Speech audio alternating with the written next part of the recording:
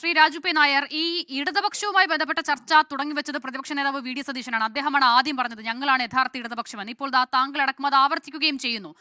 ഇടതുപക്ഷമാണ് ശരി, അല്ലെങ്കിൽ ഇടതുപക്ഷ ലൈനാണ് ശരി എന്നൊരു ബോധ്യത്തിലേക്ക് അപ്പോൾ ഈ കാലം കൊണ്ട് കോൺഗ്രസ് എത്തിയിട്ടുണ്ട് എന്നത് നിങ്ങൾ തന്നെ സമ്മതിക്കുകയാണോ? ഞങ്ങൾ ഇടതുപക്ഷമാണ് എന്ന് പറഞ്ഞു മാത്രം ജനങ്ങളെ അഭിമുഖീകരിക്കേണ്ട സാഹചര്യത്തിലേക്ക് എങ്ങനെയാണ് കോൺഗ്രസ് എത്തുന്നത്? എനിക്ക് ബി ജെ പിയുടെ തലത്തിലേക്ക് അങ്ങും ഈ സി പി എമ്മും ചോദിക്കുന്നതിൽ എനിക്ക് വലിയ ഒരു എന്താ പറയുക, ഒരു സങ്കടമുണ്ട്. കോൺഗ്രസ് എന്താണ് ഇടതുപക്ഷം അല്ലാതായിരുന്നത്? കോൺഗ്രസ് ചരിത്രാതീത കാലം മുതൽ ഇടതുപക്ഷമാണ്.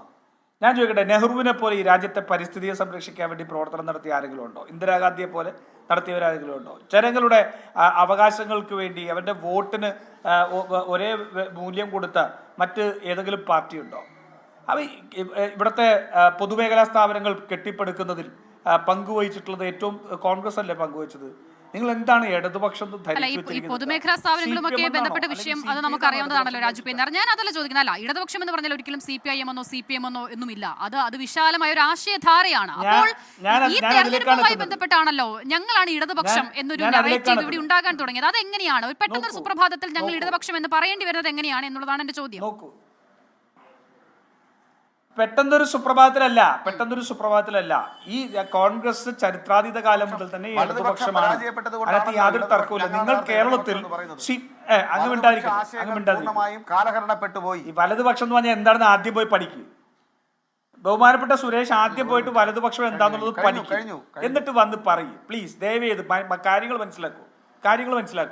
ഇടതുപക്ഷം എന്ന് പറയുന്നത് ഒരു ആശയധാരയാണ്. ആ ആശയധാരയിൽ കേരളത്തിലെ പ്രത്യേക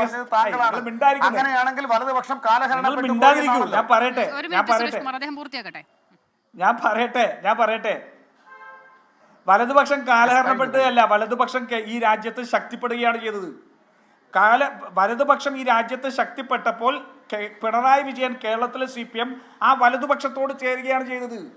ഇടതുപക്ഷം എന്ന് പറയുന്നതും വലതുപക്ഷമെന്ന് കേരളത്തിൽ വിവക്ഷിച്ചത് CPM ഉം CPI ഉം ഇടതുപക്ഷവും കോൺഗ്രസ് വലതുപക്ഷവും. കോൺഗ്രസിന്റെ ആശയങ്ങൾ മുതൽ, കോൺഗ്രസിന്റെ പരിപാടികൾ മുതൽ, കോൺഗ്രസിന്റെ പ്രത്യയശാസ്ത്രം ഒന്നും വലതുപക്ഷമല്ല, അത് ഇടതുപക്ഷമാണ്. സെന്റർ ലെഫ്റ്റ് ആണ് കേരളത്തിൽ കോൺഗ്രസിന്റെ പൊളിറ്റിക്സ്. സെന്റർ ലെഫ്റ്റ് ആണ്.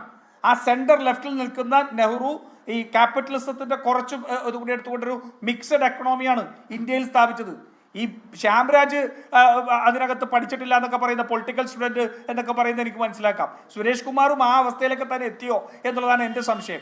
Shyamraj you better go back to your classes എന്ന് മാത്രമേ എനിക്ക് പറയാൻ പറ്റുള്ളൂ. അതല്ലാതെ ഒന്നും പറയാൻ പറ്റില്ല. ഇടതുപക്ഷവും വലതുപക്ഷവും തമ്മിൽ വ്യത്യാസം